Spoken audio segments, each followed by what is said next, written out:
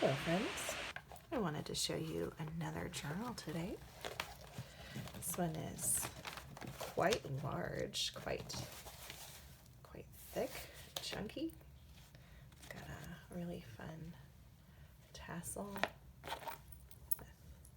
with some jinglies and some beautiful glass pink but also iridescent beads on it. And has this cute beaded elastic for holding it shut. The cover is made out of a vintage fabric that is rose themed from, I think it was 1993 was the copyright pattern design or something on the side. So that's through there, and then I used some vintage thrifted some bias tape and just sewed that on. And this front piece is from a children's book in the 1950s, and just very cute, very sweet picture. This is some handmade faux rice paper. It's a fun sound. It's kind of translucent and a little bit see-through. And this is a Art Nouveau painting, I think of the Fates is what this one was themed. And got some inking along the edges to vintage it up a little bit, and got a whole backside for writing that's just really nice. Some vintage craft paper that is being repurposed, reused. And then this envelope, this beautiful green envelope with a butterfly sticker. It's really large, so you have lots of space to put treasures in there. This one has just got a note card with a stamp for you to make journal entries or write down thoughts or ideas, and then some really beautiful black and green colored floral cardstock. You could do a lot of things with that. You could even make that its own pocket-sized journal of its own if you wanted to in there.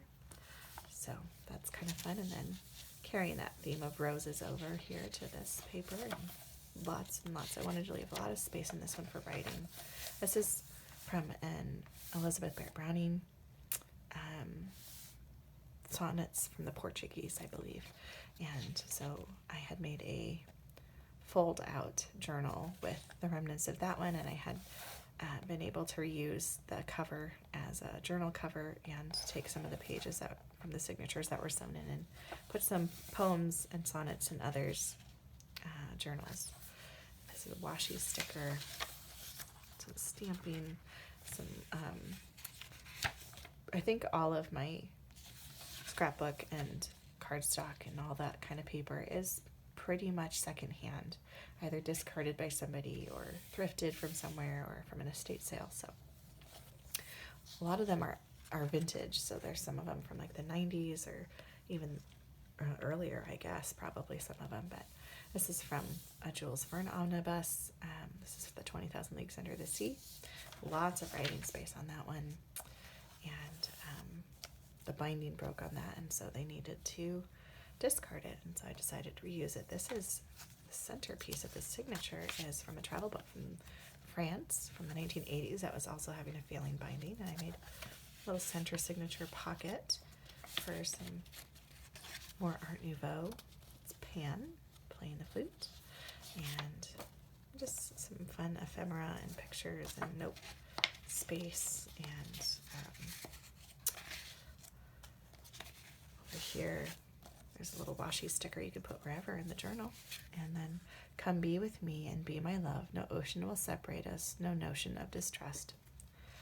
That's from someone who did just an experimental journal and then donated it. And I didn't want it to go to waste because there was not anything to do with it other than use it for parts and pieces. Somebody had already used up all the pages, so I wanted to make sure that it got used and appreciated and didn't end up thrown away. If no one purchased it besides me, maybe somebody else would have done some art with it too. This is the other page from the French travel journal. And then this is Jules Verne. Fancy lady with her beautiful dress. This is the other part of the Browning poetry. Some tea-dyed paper. Some cute cactuses, little botanical parts of the theme, and then craft. I really enjoy writing on darker craft paper with like a gold metallic pen. I just think it pops. I think it's very fun. And I love the sound that this makes. A little cute theme on this one is the hearts. A little punch-out heart. And then the heart botanical sticker up at the top. So we have that, and then so much space on the back. And then the other side, that rice paper. Well, faux rice paper. This is coffee dyed paper, perhaps. And then this one you can see through to the colonnade, and it's just a rather toga style dress. She looks to be in the 19-teens, probably, for a party or something, perhaps.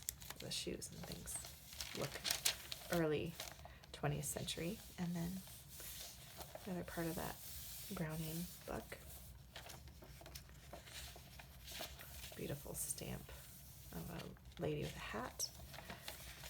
And a big pocket, a really big, sizable pocket for putting treasures in. This is part of that watercolor journal someone made. This is another piece from I don't know which way is up, but another piece from my Art Nouveau painting. Some extra paper for writing. Oh, left someone behind. Washi sticker. And this is just the front piece of a pocket.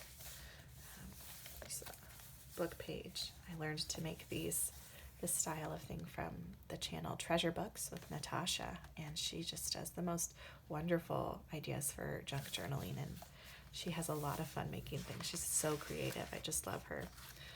These are some more ephemera pieces, the other half of one of those butterflies that was glued in, and another, and then keeping with the butterfly theme. And then this is a tapestry embroidery, perhaps. Maybe that's a book cover. It's a picture of something from an Art Nouveau design, and then lots of writing space here, and another fold out. This has 4 signatures in this journal, so it's kind of big. I'll try to speed it up a little because this could get really long, but bias tape, 10 cents.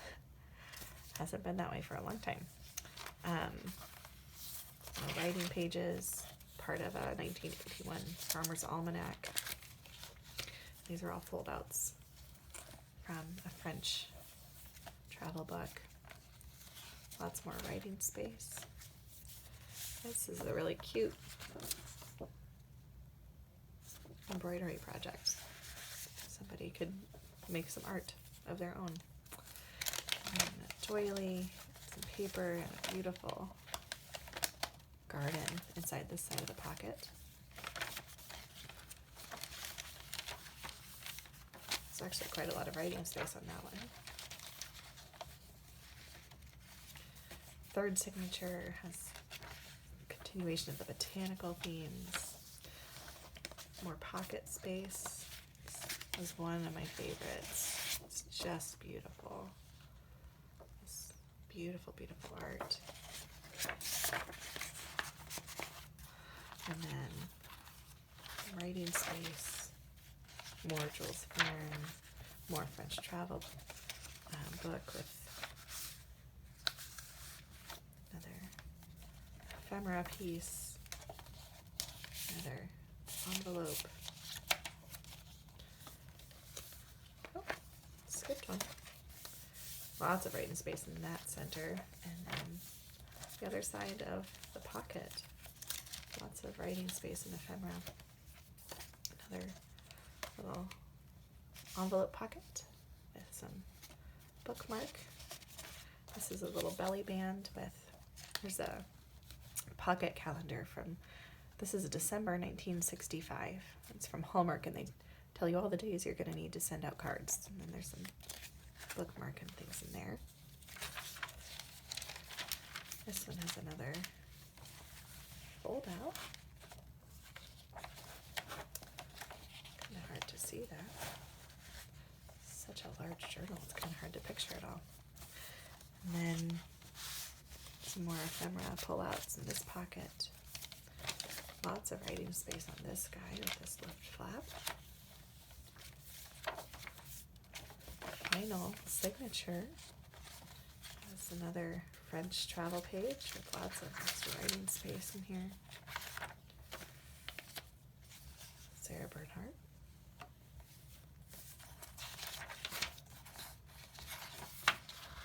Lots of beautiful washi in here with the gold foil.